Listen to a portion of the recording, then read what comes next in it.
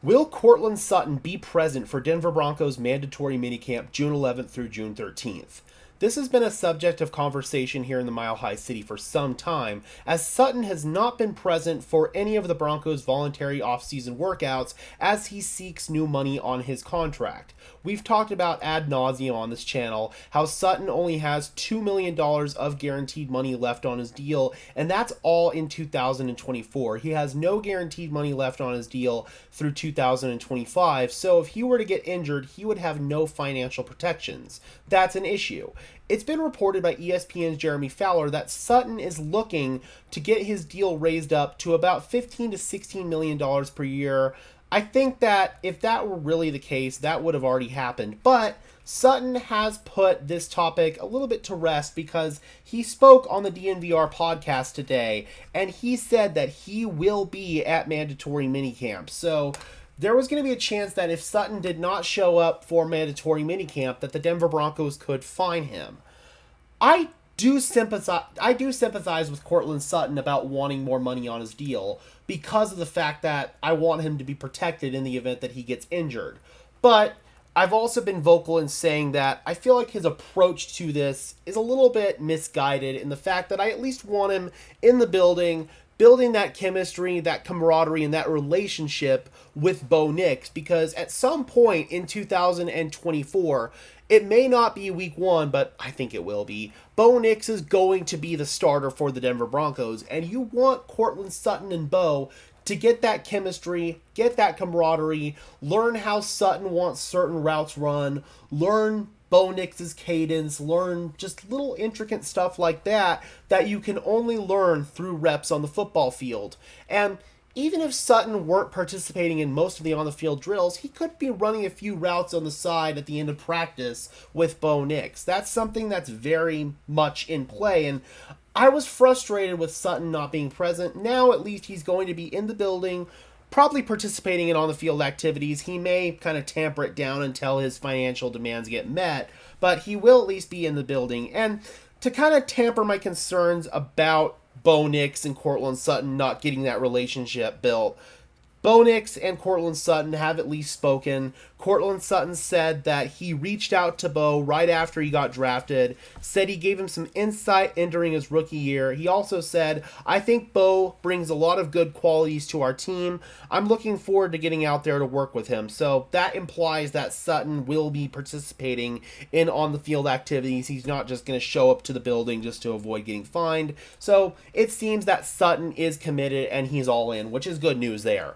Sutton also spoke out about Russell Wilson for the first time and him getting benched and then subsequently cut by the Denver Broncos. He said, it was a tough pill to swallow. You see the writing on the wall, you hear the murmurs that things are going to happen. In the back of your mind, you hope they don't happen.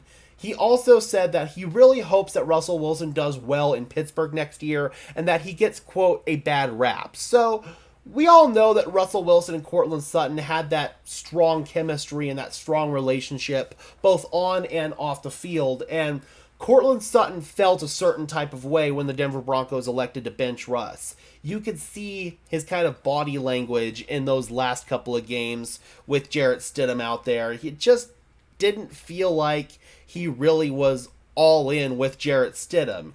Here's hoping that Bo Nix can finally stop the Broncos' quarterback carousel and in turn stop Courtland Sutton's quarterback carousel.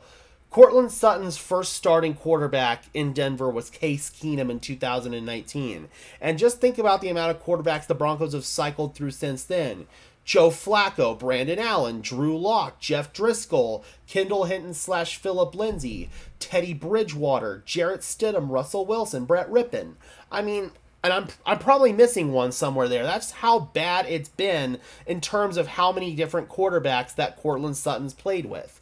I don't blame him for looking for some sort of stability there, and he thought that he had found it in Russell Wilson when the Broncos first traded for him, and it just sucks that that never worked out on several different levels. But with Russell Wilson and Courtland Sutton, they're always going to have that relationship, and I don't think that the trade rumors of Courtland Sutton to the Pittsburgh Steelers from the national media perspective is going to stop until Courtland Sutton gets some sort of financial resolution to his demands here in Denver. And I do think that's going to happen. I do think the Denver Broncos are going to give Courtland Sutton some more money, but I also feel like there's a strong chance that Courtland Sutton may have the final year of his deal shaved off, so he would be a free agent at the end of this year, allowing some other team out there to pay him the money that he is demanding. I think that's the most reasonable solution to this, to get Courtland Sutton back into the fold, full-blown, committed, and just resolve this and do right by Courtland Sutton. That's what I'm ultimately hoping for as well, is the Broncos do right by Sutton and give him some financial protection in the event that he gets injured. I don't want Sutton to go out there, get hurt, and then be completely screwed because he didn't have those financial protections. So the Broncos gives Courtland some more guaranteed money and then let him walk at the end of the year. That is probably the most reasonable solution, at least in my eyes. All right, Broncos country, I am curious, how do you guys feel about the news that Courtland Sutton is going to be present for Broncos mandatory minicamp? Drop those comments down below. I would love to hear your thoughts as always. Be sure to leave a like on this video as well as subscribe and ring the bell so these videos appear in your notification feed. I would really appreciate it, guys. Those are two free and easy ways to show your support. Helps tell YouTube's algorithm to push us out and helps us get seen by more and more members of Broncos country just like you and me. And until next time, guys, I am your host, Gage Madrid, saying peace out.